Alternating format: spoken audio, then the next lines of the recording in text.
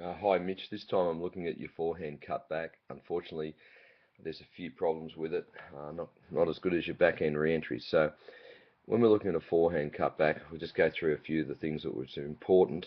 And the first thing here probably lets you down a little bit, and that is the quality bottom turn.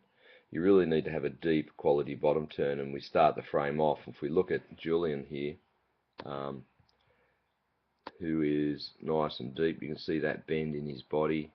If I was looking at the board from a different angle, I'd probably just see him and his backside sticking out. Notice that he's leaning off his inside rail and his board's actually touching the water down there. This is about as compressed as you get through your body here, where you can see it's nowhere near as compressed, and it's probably over exaggerated there a little bit for you, but you're not leaning off the board, so you're not gone to the bottom to make that quality bottom turn. I do realise that the wave's a little bit smaller. However, it's a very important part. As I move through the frames a little bit, the next thing really is the fact that you really need to be getting high off the top. And so as we go through, you'll see how high you actually get. It's not to the top of the wave. We see Julian here. I'll just see if he gets any higher as we progress through, but I hold it there for Julian. That's probably as high as he gets. Now, once again, you could argue that his front foot is actually just like a re-entry or a top turn.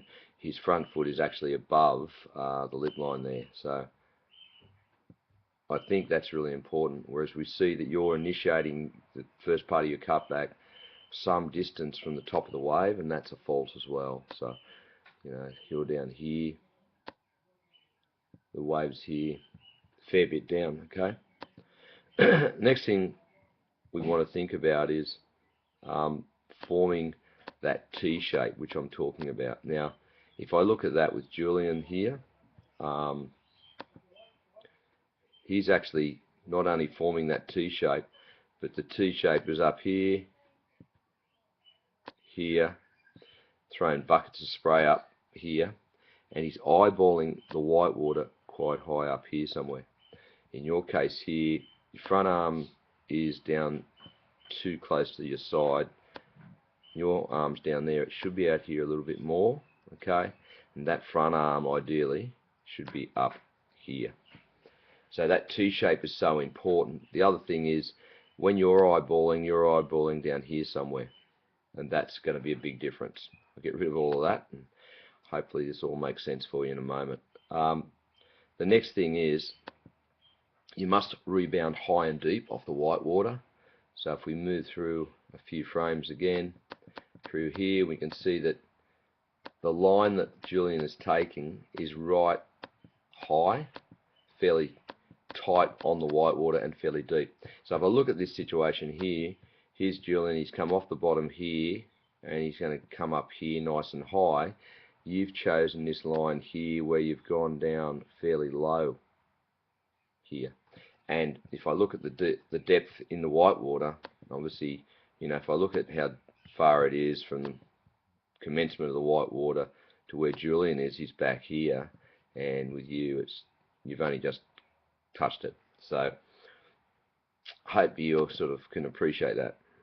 The next thing is, as we move on a few more frames, excuse the clicking sound, it's probably the best way to wrap around there, gets onto the inside rail, and he's set up as you are for the next turn. I think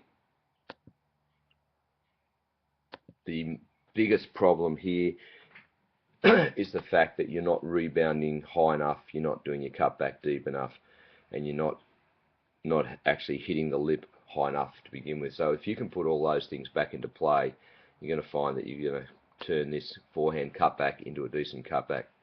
At this stage, however,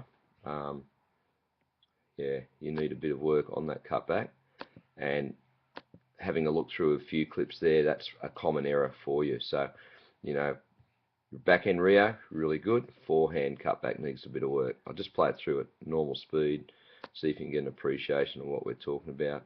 It actually comes back when you play it back a bit faster. But hope that helps.